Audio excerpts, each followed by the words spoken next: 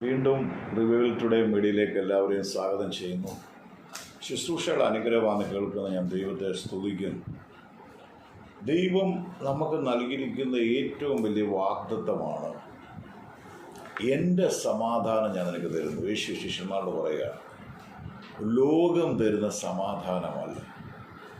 ഇന്ന് ഏതെങ്കിലും വിഷയത്തിൽ ഭാരപ്പെട്ട് എൻ്റെ മുമ്പിൽ ഒരു വഴി ഞാൻ കാണുന്നില്ല എന്ന് ചിന്തിക്കുന്ന ആരെങ്കിലും ഉണ്ടെങ്കിൽ, ആദ്യം നിങ്ങൾക്ക് ആ വിഷയത്തിൻ്റെ മേൽ വിടുതലല്ല വേണ്ടത്, നിങ്ങൾക്ക് ആദ്യം വേണ്ടത് സമാധാനം.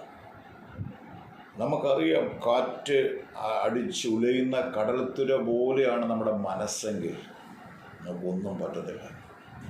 റോമർ 4:6 ഒരു വചനമുണ്ട്, ഒന്നിനെക്കുറിച്ച് വിചാരപ്പെടേണ്ട, നിങ്ങളുടെ ആവശ്യങ്ങൾ സ്തോത്രത്തോടെ ദൈവസന്നിധിയിൽ അറിയിക്കുക അത്ര വേണ്ടത്. അവിടെയും മറുപടിയല്ല പറയുന്നത്, എന്നാൽ സകല ബുദ്ധിയെയും കവിയുന്ന ദൈവസമാധാനം നിങ്ങളുടെ ഹൃദയങ്ങളെയും നനവുകളെയും ക്രിസ്തുയേശുവിൽ കാക്കും. ആ സമാധാനം നമുക്ക് ഫീൽ ചെയ്യുമ്പോൾ നാം അറിയാതെ നാം ഭാരപ്പെടുന്ന വിഷയത്തിൻ്റെ മേൽ നമുക്ക് തന്നെ ഒരു ബോധ്യം വരും, അതിലെന്തോ ദൈവം പ്രവർത്തിക്കാം. ഒരു ശുഭാപ്തി വിശ്വാസം നമ്മളിൽ വരും, അതിലെന്തോ ഒരു പ്രവൃത്തി നടക്കുമ്പോൾ.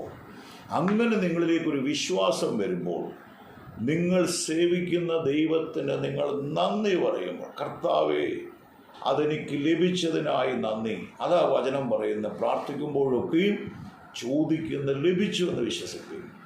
അങ്ങനൊരു വിശ്വാസം നിങ്ങളിൽ വരുമ്പോൾ, നിങ്ങൾ അറിയാതെ നിങ്ങളോട് തന്നെ മറ്റുള്ളവരോട് നിങ്ങൾ പറയാൻ തുടങ്ങും, അത് നടന്നിരിക്കുന്ന ഇറ്റിഷ്ടാണ്. ആ വിശ്വാസത്തിലാണ് വേദപുസ്തകത്തിൽ രക്തസ്രാവമുള്ള സ്ത്രീ പറയും. അവിടെ തന്നോട് തന്നെ പറഞ്ഞെന്നാ പറഞ്ഞു, ഹി സെഡ് ഹെർസെൽഫ്, ഞാൻ പോകും, തൊങ്ങലെങ്കിലും തോടും ഞാൻ സൗഖ്യം പ്രാപിക്കും. അപ്പോൾ ആ വിശ്വാസം നിങ്ങളിൽ വരുമ്പോൾ ചിലപ്പോൾ കുറേ മാസങ്ങളുടെ, ചില വർഷങ്ങളുടെ ഇരിക്കും, ചിലപ്പോൾ പെട്ടെന്നായിരിക്കും.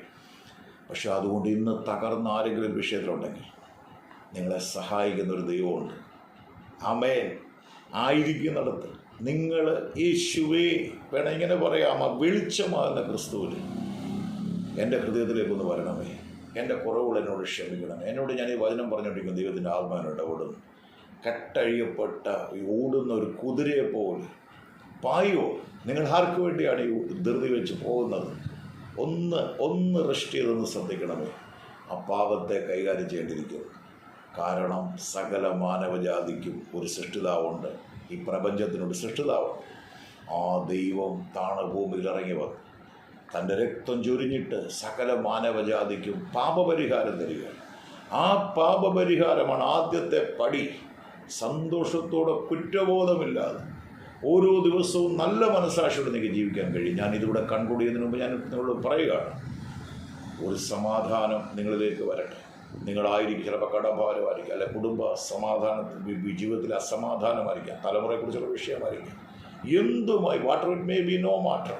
ഒരു ദൈവമുണ്ട്. ഇപ്പോൾ തന്നെ കർത്താവ് ഞാൻ പ്രാർത്ഥിക്കുമ്പോൾ ഒരു വലിയ സമാധാനം അവരിലേക്ക് വരട്ടെ. ആയിരിക്കുന്നിടത്ത് എന്നെ ക്ഷമിക്കണമേ, എന്നെ ശുദ്ധീകരിക്കണമെന്ന് പറയുമ്പോൾ പ്രവർത്തിക്കുന്ന ദൈവമുണ്ട്. ആ സമാധാനം നിങ്ങളിൽ വാഴുമ്പോൾ ആ വിഷയത്തിന് പെട്ടെന്ന് മറുപടി നിങ്ങൾ കാണാൻ കഴിയും. ദൈവം അനുഗ്രഹിക്കേണ്ടത് അനുഗ്രഹമാണെങ്കിൽ ഷെയർ ചെയ്യാനും സബ്സ്ക്രൈബ് മറക്കരുത്. ദൈവം അനുഗ്രഹിക്കും.